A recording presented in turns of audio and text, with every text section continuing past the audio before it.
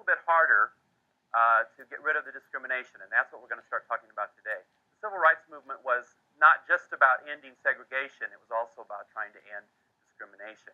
Discrimination is something that's a little deeper, it's inside, and it takes a little bit more effort to get rid of.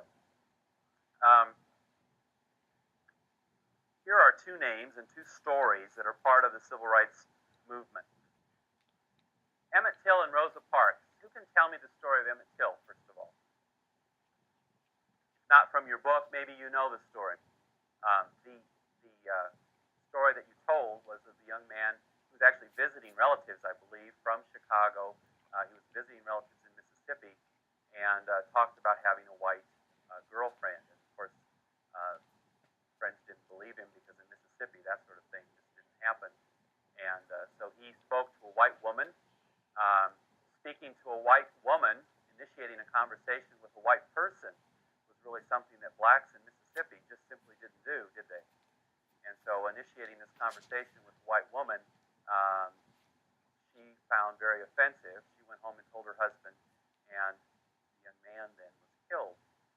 He even confessed later to the murder, but an all-white jury found him innocent.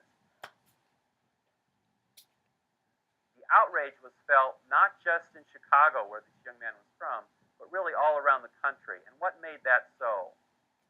What made it possible for people all over the country now to see this case, to hear this case, and to be outraged by it? TV, right. Television played an important role here. Victor? Oh, you mean the white guy confesses to the murder and they let him go?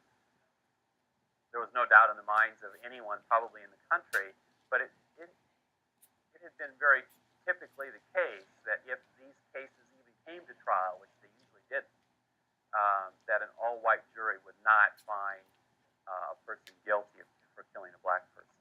So, not in this. It's like that dragging murder a while back in Texas. Similar. The reaction was similar too. Great outrage. Outrage not only among the black community, but in the North and in other parts of the country. In Mississippi, they sort of expected this. This was sort of the norm. But outside of Mississippi, in many parts of the country, people were outraged. And many whites were outraged, too, that a person could be so blatantly guilty and be found innocent. Tell me the story of Rosa Parks. What's her background?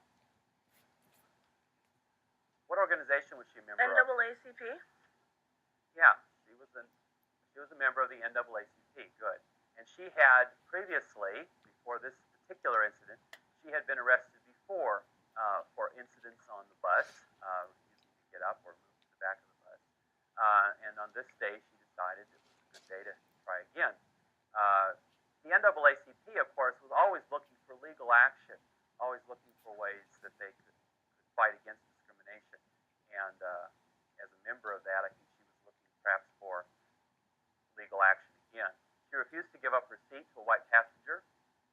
She was arrested, and her arrest then brought about a boycott of the bus line in Montgomery. The Montgomery bus boycott began with this incident. How successful was that bus boycott? How long did it last? Almost a year, right. And it was very successful. Most blacks did stay off the buses, and that was quite a sacrifice. Why? Well, the bus was how they got around. For a lot of them, it was their only way to get to work, wasn't it? Taxis, of course, are expensive. Yeah. A lot of them joined together and carpooled. A lot of them walked if they could. There were certain churches that got their own buses and took people around and tried to get them to work and so forth. But it was a real hardship for the black community because they, for the most part, had not been able to afford their own transportation and had relied on the bus line, which, by the way, was owned mostly by white businessmen, wasn't it? What happened to the organizers of the bus boycott?